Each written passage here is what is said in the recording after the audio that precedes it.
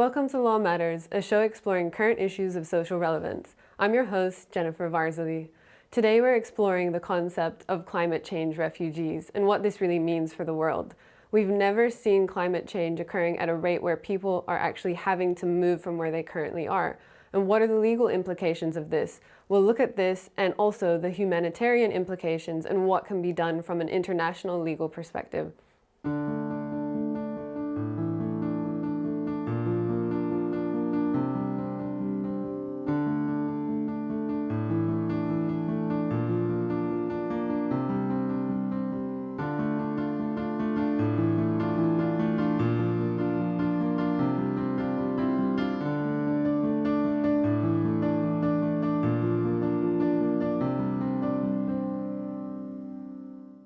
The Earth's climate is changing now at a rate which exceeds that which most scientists have previously estimated.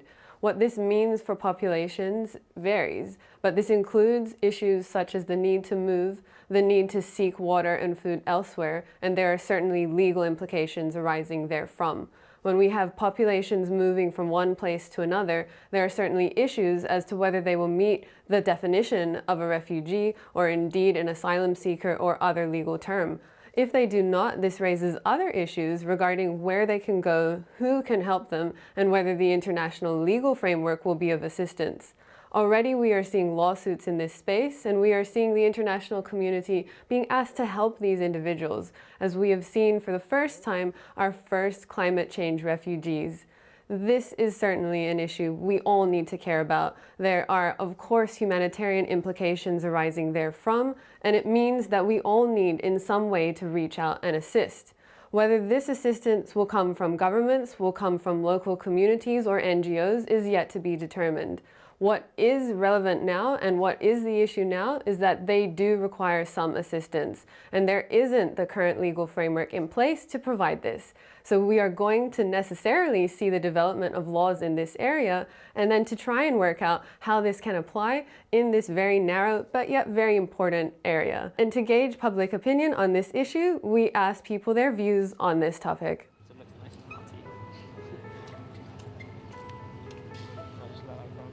Morally, I think it should be the people that are causing the environmental damage. They should be accountable for their actions and how they've affected these people by causing the changes in climate. But ultimately, that doesn't really seem to happen because internationally governments aren't accountable. Like with any other refugee, no one wants to leave their own country. If everyone wants to live where they live, so you should be able to allow people to live where they live by supporting the countries where they live, so supporting their economy or supporting giving aid to those people and their countries, so they don't have to emigrate. The government, I think they should be responsible. I think we should all help each other out as a human race. To assist us in understanding how these challenging issues can be dealt with moving forward, we'll be speaking with Professor Randall Abate, an expert in international environmental law. Thanks so much for coming back on the show again. Thank you again for having me. So in terms of looking at animal rights and these legal protections, how would you respond to those who would say we have so many problems as human beings, whether social, economic, or otherwise, shouldn't we focus on solving those first before looking at the animals? I hear that a lot, and I can understand the concern behind that. The problem with that approach is that it's a symptom of a larger disease that we have in looking at issues in society. So it's short-sighted thinking, and ultimately this approach is known as speciesism, the idea that there's something fundamentally different from humans as between humans versus animals, and that's a dangerous way to think because we really are part of the same larger picture. We're all part of an ecosystem. Humans and animals are interconnected, and so if we take an approach where humans' needs are considered first, and then if we have time we'll address animals' concerns, that's going to ultimately harm humans in the long run. So it's actually something we've seen on social issues as well, kind of divides within and among humans, treating the protection of whites before minorities, men before women, heterosexual ahead of homosexual. The idea is that these divides are very short-sighted, and these social values ultimately did not last. Ultimately, it was law and society driving a decision to say that's the wrong way to do this, that having this kind of prioritizing of one over the other, whether it be those social classes within humanity or humans versus animals, it's not the right way to go about these issues. It's short-sighted thinking, and ultimately it should be more proactive in understanding that that's not the right way to do it. And climate change response is probably the best example of this that I see in the US.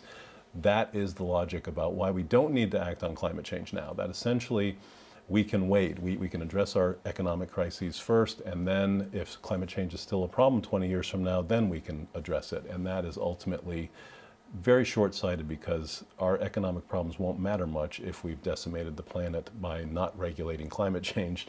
It's ultimately going to come back to haunt us for our short-sightedness. And what do you think it would take to reprioritize this thinking? You know, how can we get this as an issue that we're considering today, you know, whether governments or from a public policy perspective? Ultimately, it has to be framed in a way that it's in humans' interest to do this, and in some way framing the issue in a way that loss of animals is catastrophically bad for humans, and the best example of that is species extinction. Species extinction is not just bad for that species of animals, it's bad for the entire animal ecosystem, and it's ultimately a threat to humanity, because maintenance of healthy species keeps ecosystems intact, and humans rely on those intact ecosystems. When there's a threat to an ecosystem, ultimately humans are affected by that. And so species loss is one example where it wouldn't seem like humans need to be caring much about that in their day-to-day lives, but ultimately it has huge ramifications down the road.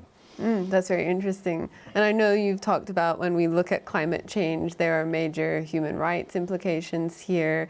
Can you talk a little bit more about that? Certainly. This is something I've done a lot of work on lately, and climate change in its own right is considered largely an environmental problem, and so there's now a shift in place where climate change is considered perhaps the greatest human rights challenge we're going to face in this century.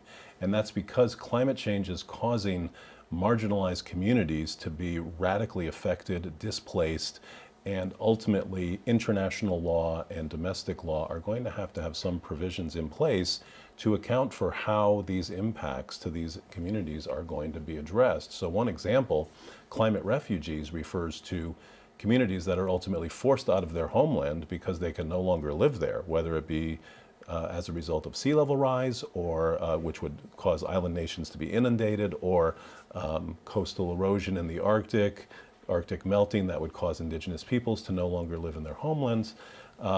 There has to be a way for domestic law and international law to provide some response for those communities, because they can't afford to relocate themselves. And then there's dimensions of international law that would have to adjust as to, are they still citizens of their homeland, which is now no longer available, or are they somehow required to be citizens of the new host nation that would accept them? And have we already seen this occur as of yet? We have, on a very small scale, and that's why it's not getting the attention it deserves. So some very small, sparsely populated Pacific Island nations have gone under already. They've already been proactively relocated. They didn't drown, but ultimately this is much more on the radar screen now for larger island nations that are in the tens and hundreds of thousands in their population. And some efforts are already being made to have these nations reach out to potential host nations, and it has not been very fruitful so far. That both Australia and New Zealand are not receptive to receive many of the Pacific Island nation refugees that are likely to occur in the next 4 or 5 decades.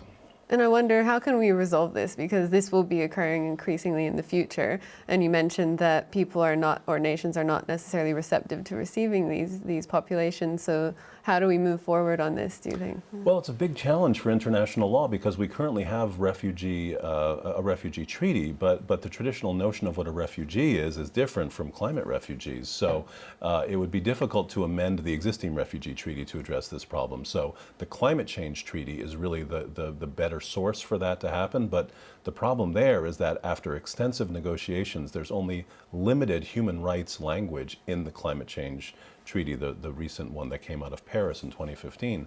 So that's a long process to get binding human rights protections into the climate change treaty, because it's first and foremost an environmental treaty to address climate change and reduce greenhouse gas emissions. A separate inquiry would involve the human rights dimensions, and that's a much more difficult challenge. What can we all do in terms of our lifestyle choices to help in the ways that we've been discussing? And to the extent we're talking about animal protection, environmental protection, people often ask me what's the best thing that I can do for the planet, and that also is true for animals as well. It's food choices. So ultimately, going vegan or vegetarian as a transition to vegan is ultimately the best thing that you can do to protect animal welfare, to promote environmental protection, and to protect public health. Great. Thank you so much for joining us. Thank you so much. For those who are displaced across borders due to changes in our climate, it is of the utmost importance that their human rights are respected and upheld. How this will operate moving forward remains to be seen, but there's no doubt that we need to have solutions to this at the international legal level as well as at national levels and community levels. Indeed, individuals, communities, and NGOs will be able to offer assistance, but it is also very important that we see the governments and nations who are involved in this ordeal being involved in a positive way. We do not know how this will play out in the next 5 to 10 years, but what we do know is that there is the chance for us to take positive steps moving forward. Thank you for joining us, and see you next time on Law Matters.